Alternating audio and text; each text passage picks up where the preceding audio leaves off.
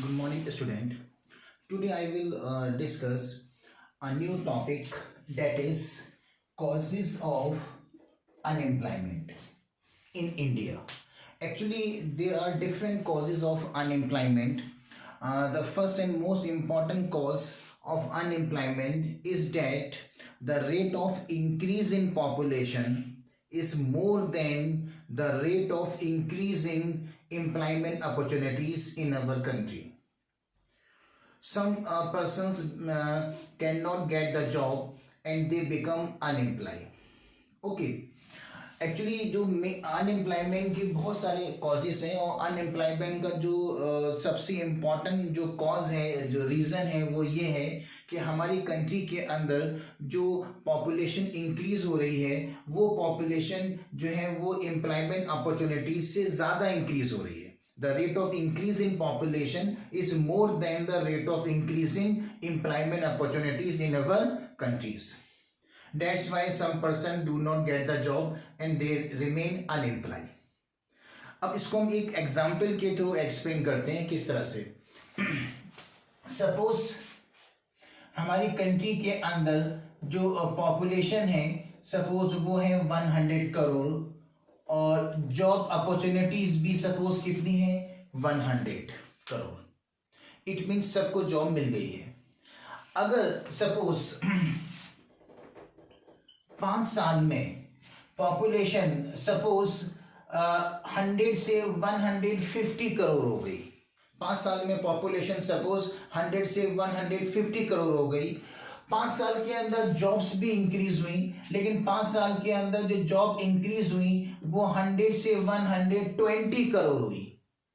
It means 150 crore में से 120 करोड़ को जॉब मिल जाएगी और रिमेनिंग 30 करोड़ को जॉब नहीं मिलेगी, तो वो क्या हो जाएंगे, अनएम्प्लॉय हो जाएंगे. ओके, इट मीन्स जो पॉपुलेशन इंक्रीज हुई है वो 100 से 150, यानी पॉपुलेशन इंक्रीज हुई है 50%.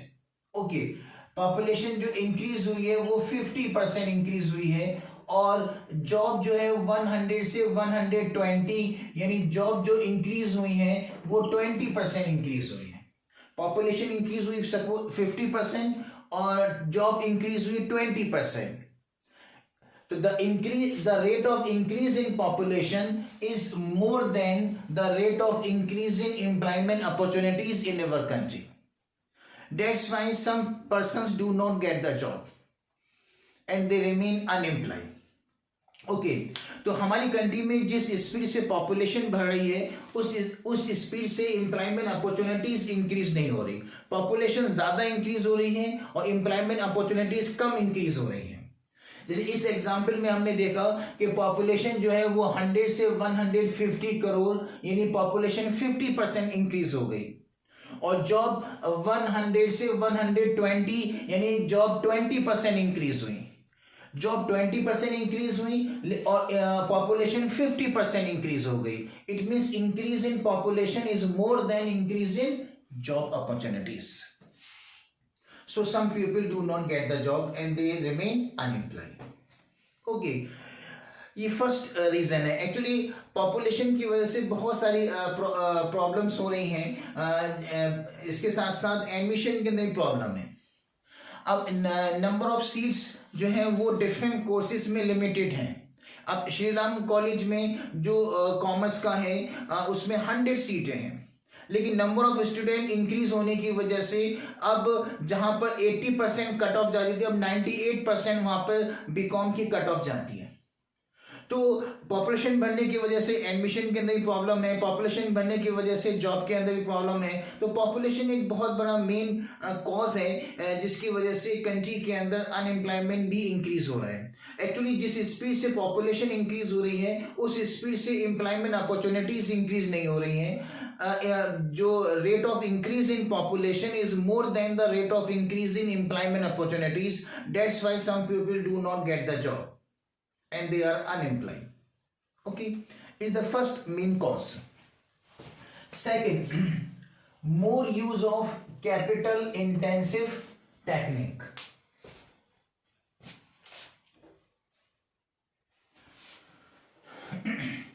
एक्चुअली जो मनमोहन सिंह ने एक पॉलिसी दी थी, न्यू इकोनॉमिक पॉलिसी 1991। तो न्यू इकोनॉमिक पॉलिसी 1991 के बाद इंडियन कंपनीज ज़्यादातर कैपिटल इंटेंसिव टेक्निक यूज करने लगी। पहले Indian companies labour intensive technique use करती थी। लेबर इंटेंसिव टेक्निक में वर्कर्स ज़्यादा होते थे और मशीन कम होती थी। सपोज किसी कंपनी में 100 वर्कर्स हैं और 50 मशीन है। वर्कर्स ज़्यादा हैं, इसका मतलब यह है कि लेबर इंटेंसिव टेक्निक थी। लेकिन न्यू इकोनॉमिक पॉलिसी 1991 ने कैपिटल इंटेंसिव टेक्निक को प्रमोट किया और उन्होंने कहा कि अगर हम कैपिटल इंटेंसिव टेक्निक यूज करेंगे, ज़्यादा मशीन यूज करेंगे तो प्रोडक्शन ज़्यादा होगा, गुड्स की क्वालिटी इंप्रूव होगी, सेल ज़्यादा होगी और फिर प्रॉफिट भी ज़्यादा होगा।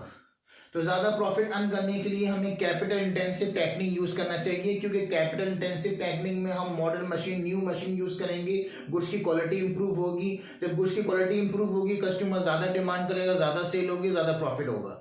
और कैपिटल इंटेंसिव टेक्निक की हेल्प से, न्यू मशीन की हेल्प से मशीन ज़्यादा होंगी तो प्रोडक्शन इंक्रीज होगा, सेल इंक्रीज होगी तो भी प्रॉफिट ज़्यादा होगा। तो ज़्यादा प्रॉफिट अर्न करने के लिए ज़्यादातर प्राइवेट सेक्टर जो है वो कैपिटल इंटेंसिव टेक्निक अब यूज़ कर रहे हैं। पहले लेबर इंटेंसिव टेक्निक यूज़ करते थे जिसमें वर्कर ज़्यादा थे।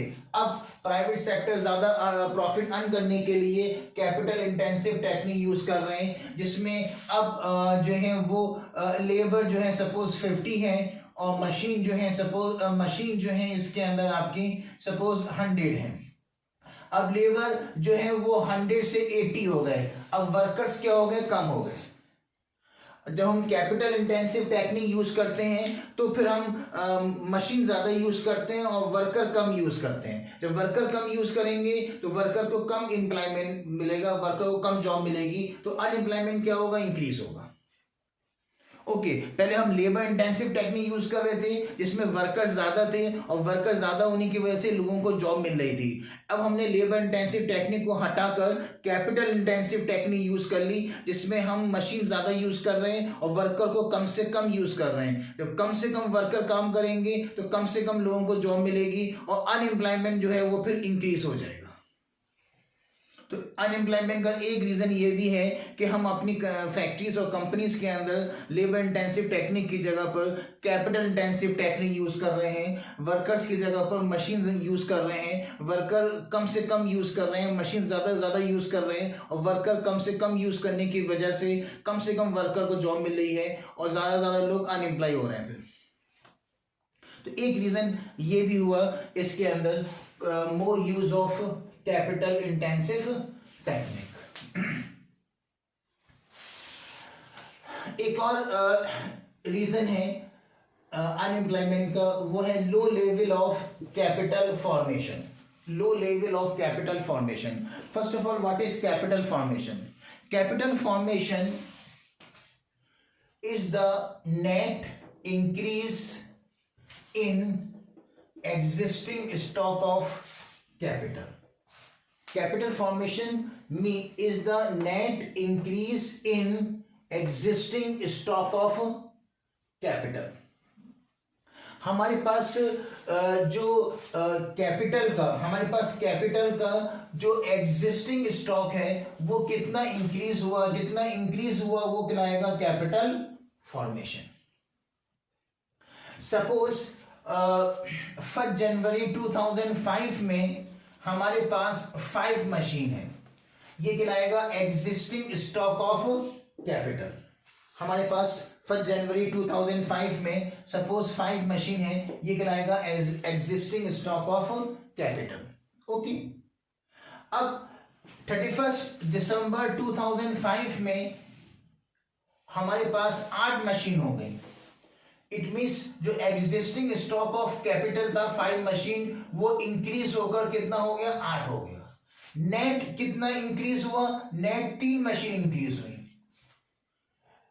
साल के शुरू में 1 जनवरी में 5 मशीन थी और 31 दिसंबर में साल के आखिरी में 8 मशीन हो गई। यानी हमारे पास कैपिटल का जो स्टॉक है वो नेट कितना इंक्रीज हुआ, 5 से 8, यानी कि 3 मशीन इंक्रीज हुई। जो 3 मशीन इंक्रीज हुई वो कहलाएगा आपका कैपिटल फॉर्मेशन। ओके, तो capital formation is the net increase in existing stock of capital.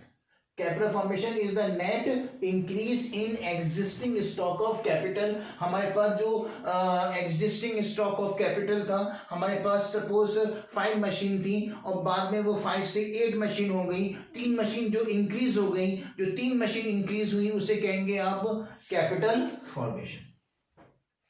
Actually India के अंदर कैपिटल जो फॉर्मेशन है वो बहुत लो है। एक्चुअली इंडिया में सबसे ज़्यादा जो प्रॉब्लम है वो एक फाइनेंस की प्रॉब्लम भी ज़्यादा है। बहुत सारे लोग इंडिया में ऐसे हैं जिनके अंदर एंटरप्रेन्योरशिप स्किल है, जो बिजनेस को इस्टेब्लिश कर सकते हैं, बिजनेस को रन कर सकते हैं, बिजनेस को कंट्रोल कर सकते हैं, बिजनेस को स्मूथली ऑपरेट कर सकते हैं, बिजनेस को कंट्रोल और मैनेज कर सकते हैं। उनके पास एंटरप्रेन्योरशिप स्किल है, लेकिन उनके पास फाइनेंस नहीं है और फाइनेंस ना होने की वजह से, पैसे ना होने की वजह से वो फैक्ट्री और कंपनी सेटअप नहीं कर सकते। तो इंडिया में जो है वो एक्चुअली जो बहुत कम इंडस्ट्रीज सेटअप हो रही हैं, इंडिया में बहुत कम कंपनीज सेटअप हो रही हैं। और कंपनीज जब कम खुलेंगी, अगर इंडस्ट्रीज कम खुलेंगी, फैक्ट्रीज कम खुलेंगी, तो जॉब अपॉर्चुनिटीज भी कम मिलेगी लोगों को। और कुछ ऐसी कंपनीज हैं जो लॉस में चल रही हैं और लॉस में चलने की वजह से वो कंपनीज इंसॉल्वेंट हो जाती हैं, यानी कि बंद हो जाती हैं। जब वो कंपनी बंद हो जाती हैं तो जो लोग उनमें काम कर रहे हैं वो अनएम्प्लॉय हो जाते हैं। जैसे अभी लॉकडाउन के पीरियड में ऐसा हुआ है कि बहुत सारी कंपनीज हैं, जैसे कि एटलस साइकिल है और बहुत सारी कंपनीज ऐसी हैं लॉकडाउन के पीरियड में जिन्हें लगातार लॉस हो रहा था और लॉस होने की वजह से वो कंपनीज बंद हो गई। और जब वो कंपनीज बंद हो गई तो जो लोग उन कंपनीज में जॉब करते थे वो लोग अनएम्प्लॉय हो गए और नई कंपनी सेटअप नहीं हो पा रही हैं, नई कंपनीज नहीं खुल पा रही हैं क्योंकि लोगों के पास फाइनेंस नहीं है, पैसा नहीं है। और नई कंपनीज ना खुलने की वजह से जॉब अपॉर्चुनिटीज इंक्रीज नहीं हो पा रही हैं, लोगों को जॉब नहीं मिल पा रही है, लोग अनएम्प्लॉय के अनएम्प्लॉय ही हैं। एक सबसे बड़ा जो बेसिक रीजन है वो ये है। एक और रीजन है अनएम्प्लॉयमेंट का, predominance of agriculture sector. At present जो इंडिया की जो टोटल पॉपुलेशन है उस टोटल पॉपुलेशन का मैक्सिमम पार्ट जो है अब भी एग्रीकल्चर सेक्टर पर डिपेंड है। और एक्चुअली देखा जाए तो एग्रीकल्चर सेक्टर के अंदर 2 तरह के अनएम्प्लॉयमेंट पाए जाते हैं। एक तो होता है सीजनल अनएम्प्लॉयमेंट और एक है disguise unemployment. In agriculture sector, farmers do not find employment for the whole year. It creates seasonal unemployment.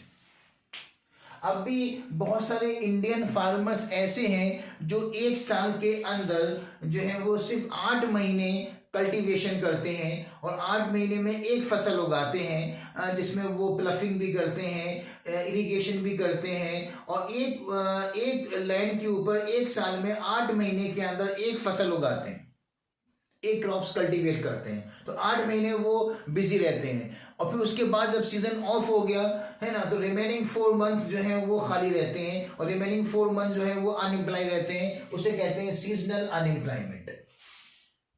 अब भी इंडिया में बहुत सारे फार्मर्स हैं जो मल्टीपल क्रॉप सिस्टम यूज नहीं कर रहे। अब भी बहुत सारे फार्मर्स इंडिया के ऐसे हैं जो अपने फील्ड के अंदर, अपने खेतों में सिर्फ और सिर्फ एक क्रॉप्स कल्टीवेट करते हैं और एक क्रॉप्स को कल्टीवेट करने में मैक्सिमम 8 महीने लग जाते हैं। तो 8 महीने जो है उनको जॉब मिल जाती है, 8 महीने तक वो काम करते रहते हैं और दूसरे बाहर के वर्कर भी उनके यहाँ 8 महीने काम कर रहे हैं। जब फसल कट गई 8 महीने बाद, अब वो रिमेनिंग 4 मंथ्स जो ऑफ सीजन में वो खाली रहते हैं और फिर वो नेक्स्ट सीजन का वेट करते रहते हैं और 4 महीने वो खाली रहते हैं ऑफ सीजन के अंदर। उसे कहते हैं सीजनल अनएम्प्लॉयमेंट। तो सीजनल अनएम्प्लॉयमेंट एट प्रेजेंट भी इंडिया के अंदर एग्रीकल्चर सेक्टर के अंदर इन्वॉल्व है।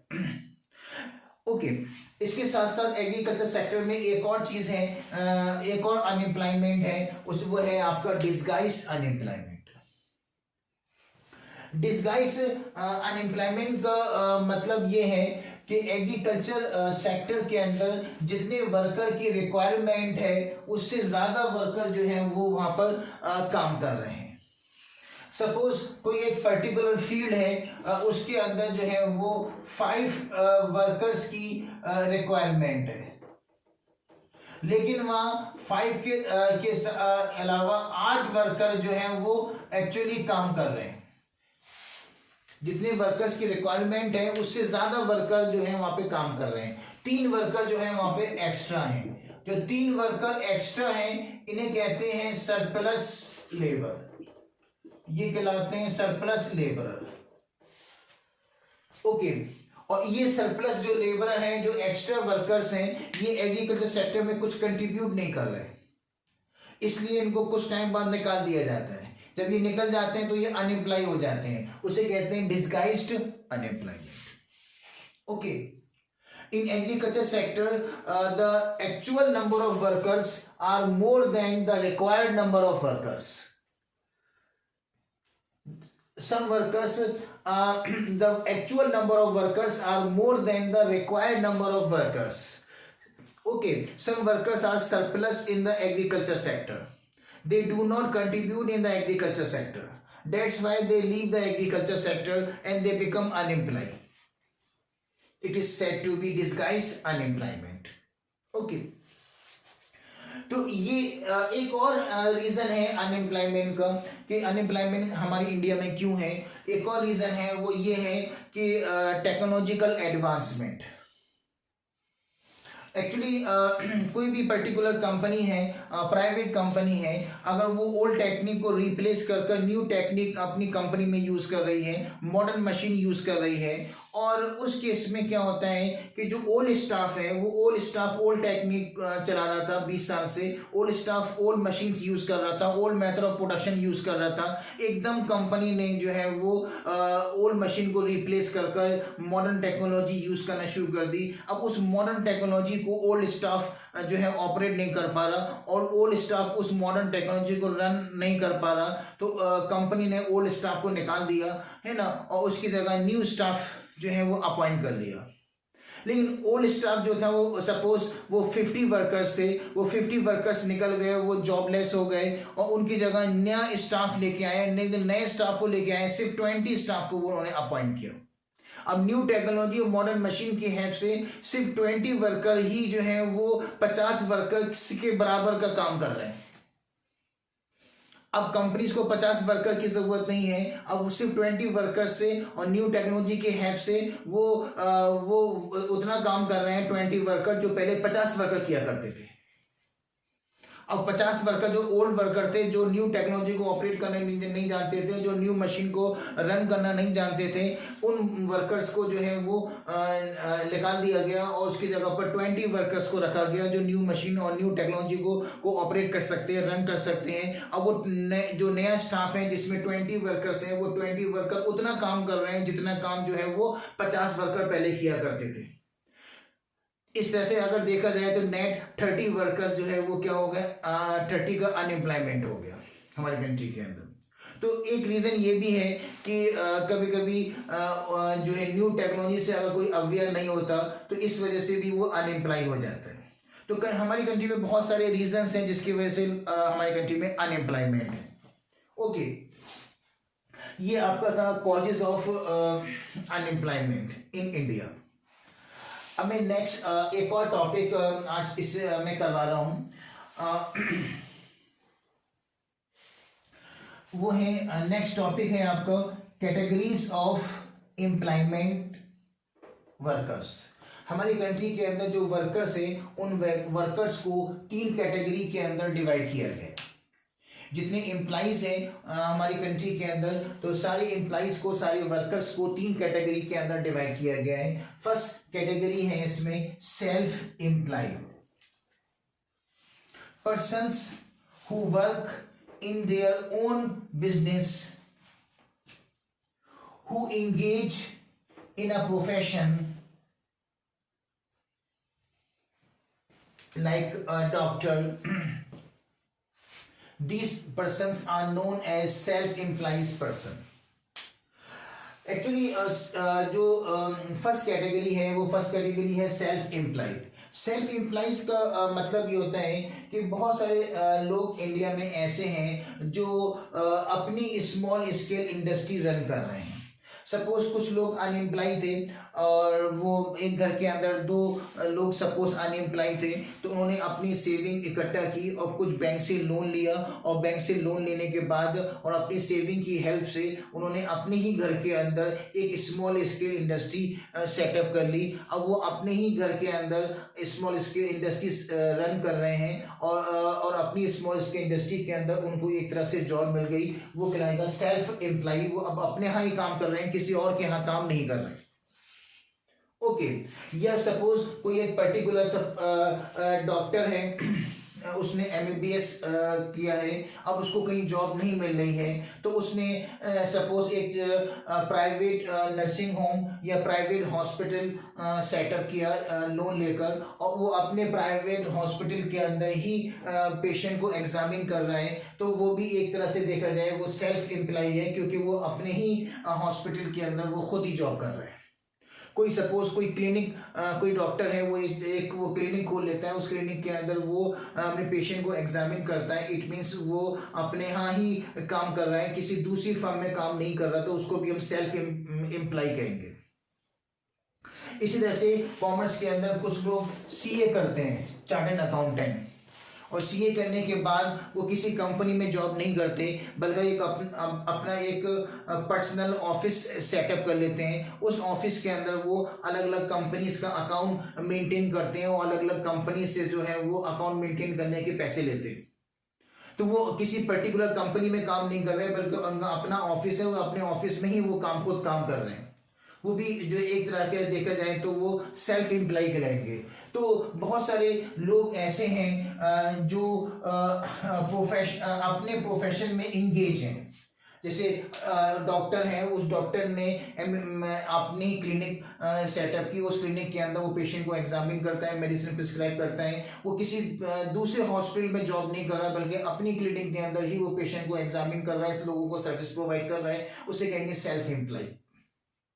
ओके, कोई अगर अपनी ही घर में कॉटेज इंडस्ट्री या स्मॉल स्केल इंडस्ट्री अपने घर के अंदर सेटअप कर देता है और फिर वो लॉक के पार्ट्स बना रहा है, फिर उसको सेल कर रहा है, इसका मतलब ये हुआ कि वो अपने ही फर्म के अंदर खुद ही जो है वो जॉब कर रहा है, वो सेल्फ एम्प्लॉय कहलाएगा।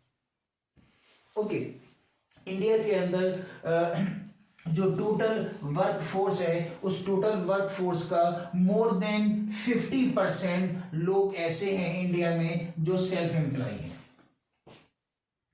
मोर than 50% of the total work force in India is self employ. The ratio of female self-employed workers is more than the male self-employed workers in India. India के अंदर जो फीमेल सेल्फ एम्प्लॉय वर्कर्स हैं वो mail self employ workers से ज़्यादा हैं। बहुत सारी विलेजेस हैं जहाँ पर फीमेल जो है वो अपने ही घर में कुछ काम करती हैं, तो वो फीमेल जो है वो मेल से ज़्यादा सेल्फ एम्प्लॉय हैं इंडिया के अंदर। तो इंडिया की जो टोटल वर्किंग पॉपुलेशन है, टोटल वर्किंग पॉपुलेशन का मोर देन 50% एम्प्लॉइज जो हैं वो सेल्फ एम्प्लॉय हैं। ये फर्स्ट कैटेगरी हुई वर्कर्स की।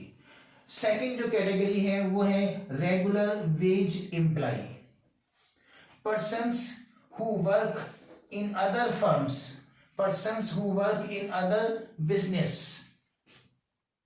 In return of his services, he get regular salary. It is known as regular wage employee. Regular wage employ का मतलब होता है कि अगर कोई पर्टिकुलर पर्सन जो है वो किसी दूसरी कंपनी के अंदर कोई पर्टिकुलर पर्सन जो है किसी फैक्ट्री या किसी कंपनी में जो है वो जॉब कर रहा है और उसकी सर्विसेज के बदले में उसको एक रेगुलर मंथली सपोज सैलरी उसको मिल रही है ना, वो तो उसे कहेंगे regular wage employ. Self employ के अंदर क्या होता है कि कोई पर्टिकुलर पर्सन अपने यहाँ ही काम करता है, कोई पर्टिकुलर डॉक्टर है वो अपनी क्लिनिक को ही रन कर रहा है तो वो सेल्फ एम्प्लॉय होगा। लेकिन अगर बाय द वे कोई पर्टिकुलर जो डॉक्टर है वो किसी दूसरे हॉस्पिटल में जॉब कर रहा है, वो हॉस्पिटल किसी और का है जहाँ पे वो जॉब कर रहा है, तो अब वो डॉक्टर क्या कहलाएगा, रेगुलर वेज एम्प्लॉय कहलाएगा। अगर कोई पर्टिकुलर पर्सन जो है वो किसी दूसरे इंसान की बिजनेस में काम कर रहा है, किसी दूसरे इंसान की कंपनीज में काम करता है ना, और उसको एक रेगुलर सैलरी मिल रही है, तो वो जैसे फॉर एग्जांपल कोई एक पर्टिकुलर पर्सन है वो एक रिलायंस कंपनी में जॉब कर रहा है एज ए मैनेजर या एज ए इंजीनियर, तो वो जो है वो किसी दूसरी की कंपनी में जॉब कर रहा है as a manager as a engineer, तो वो एक रेगुलर वेज एम्प्लॉय कहलाएगा। उसको एक मंथली या ईयरली उसको एक पैकेज मिल रहा है, एक सैलरी उसको दी जा रही है, ओके, वो कहलाएगी इसमें रेगुलर वेज एम्प्लॉय। तो regular wage employ means if a person work in other companies in other business and he get a regular salary for their services. It is known as regular wage employees.